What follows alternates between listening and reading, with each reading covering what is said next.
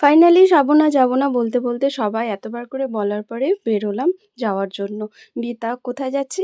বিয়েবাড়ি যাচ্ছি। আর আমার বাবু কিন্তু ওকে ব্রেসলেট পরিয়ে দিয়েছি সেইজন্য বারবার আমাকে দেখাচ্ছিল আর ক্যামেরার দিকে তাকাচ্ছিল।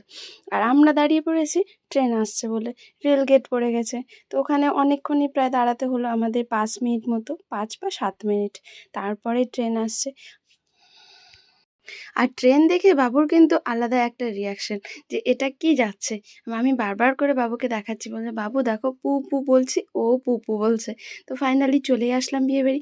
আর আমাদের অনেক কটাই ব্যাগ ছিল, সেইজন্য বাবা আর মামা গেছিল ব্যাগগুলোকে সামনে থেকে নিয়ে আসার জন্য।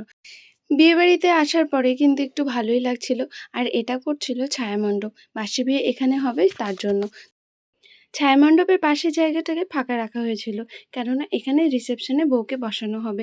এই জায়গাটা এখনও কমপ্লিট হয়নি, যেহেতু রিসেপশন ২ দিন পর আছে, সেই জন্য কিন্তু ফাঁকাই রেখেছে। আর যারা জল সইতে গেছিলো তারাও কিন্তু চলে আসলো। আর তোমরা যাকে সামনে দেখছো পাখা আর ঘটি হাতে, এটাই কিন্তু ছেলের মা। আর এটা হবে আমার দিদা। ও আর তোমাদের বলাই হয়নি যে কার বিয়ে। এটা হচ্ছে আমার ছোট মামির ভাইয়ের বিয়ে, তার মানে মামার বিয়ে। তো আমার মাসি আছে, আমার বড় মামি আছে, আমিও ভাবছিলাম যে আমিও বিয়েবাড়ির আগের দিনে আসবো, তারপর জল সইতে যাবো, খুব আনন্দ করবো, নাচবো। কিন্তু তার আগে আমার বাবুর পাটার এরকম অবস্থা, আমার প্রচণ্ড মন খারাপ হয়ে গেছিলো। সেই জন্য ভাবছিলাম আর বিয়েবাড়িতেই যাবো না। কিন্তু মামিরা এতবার বলার, মামা বলার পরে, মাসি বলার পরেই আমি কিন্তু আসছি। আর ওদের সবার নাচতে দেখে আমারও খুব ভালো লাগছিলো যে যাক আসতে তো পারলাম, ওদের আনন্দটা তো দেখতে পেলাম। আর এই যে যাকে দেখছো আমার হাত ধরে টেনে নিয়ে যাচ্ছে, এটা হচ্ছে আমার বড় মামি। বড় মামি আমাকে হাত ধরে টেনে নিয়ে গেছিলো। আর পাশে যার সঙ্গে আমি নাচছিলাম, এ কিন্তু আমার ছোট মামি। তো তারই ভাইয়ের বিয়ে। আমাদের ফ্যামিলির মধ্যে কিন্তু বিয়ে হওয়া মাত্র আর ২ জন বাকি ছিল। তো ২ জনের মধ্যে আরেকজনের তো বিয়ে হচ্ছেই, আরেকজন বাকি আছে। তো এই বিয়েটাকে নিয়ে আমাদের কিন্তু সবারই খুব আনন্দ, আশা ছিল যে খুব আনন্দ করব, খুব নাচবো। সবাই খুব হৈ হুল্লোড় করে বিয়েবাড়িটা কাটাবো। আমি যখন মামিদের সঙ্গে তাল মেলায় নাচছিলাম, আমার বাবুকে কিন্তু আমার মা ধরেছিল। আর আমি এতদিন সিজার করার পর ফার্স্ট টাইম নাচছি, কিন্তু আমি নাচতেই পারছিলাম না। এত অসুবিধা মনে হচ্ছিল। সত্যি মা হওয়ার পর যে শরীরে কত চেঞ্জ হয় সেটা নিজেই এখন ফিল করতে পারছি। আর আমার বাবুও কিন্তু দেখো ও নাচতে চাইছিল। আমার মা ওকে ধরেই নাচছিল। তো আমি আর নাচিনি, আমার বাবুকে কোলে নিয়েছিলাম। আর মাসি আর মামিরা কিন্তু প্রায় অনেকক্ষণ ধরেই নাচছিল আর নেচেই যাচ্ছিল। নাচাই হচ্ছিল না। মামির তো ভাইয়ের বিয়ে বলে কথা। এত নেচেছে যে ঘাম ঝরছে মুখ থেকে। আর এইদিকে বরের গাড়িকে সাজানো হচ্ছে। আর বরমশাই কিন্তু ওখানে দাঁড়িয়ে আছে, যেটা আমার মামা হবে।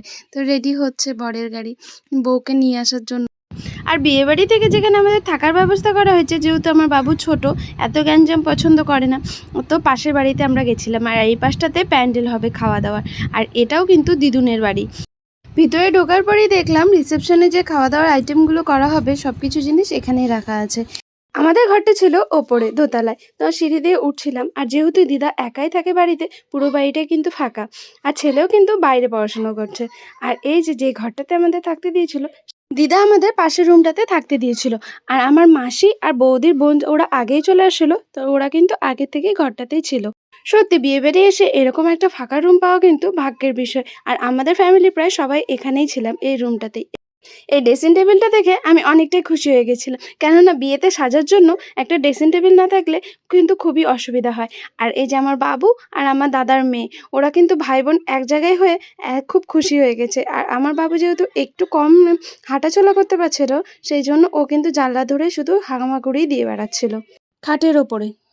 সন্ধ্যাবেলা সব নিয়মকানুন করার পরেই কিন্তু বর চলে যাচ্ছে বিয়ে করার জন্য। আর এই যে হলুদ পাঞ্জাবি পরে যেটা বেরিয়ে গেল, সেটা কিন্তু আমার বড় মামা। আর পাশে যেটা পিঙ্ক কালারের পাঞ্জাবি পরে আসছে, সেটা আমার ছোট মামা। আর ছোট মামা যেহেতু জামাইবাবু, তো শালার বিয়ে তো সেই আনন্দ করছে। তো দেখতেই পাচ্ছ কত নাচানাচি করছিল। আর নাচানাচি করার পরেই বরকে গাড়িতে তুলে দেওয়া হয়েছিল বিয়ে করতে যাওয়ার জন্য। তো আজকের মতো ভিডিও এইটুকুই, টাটা।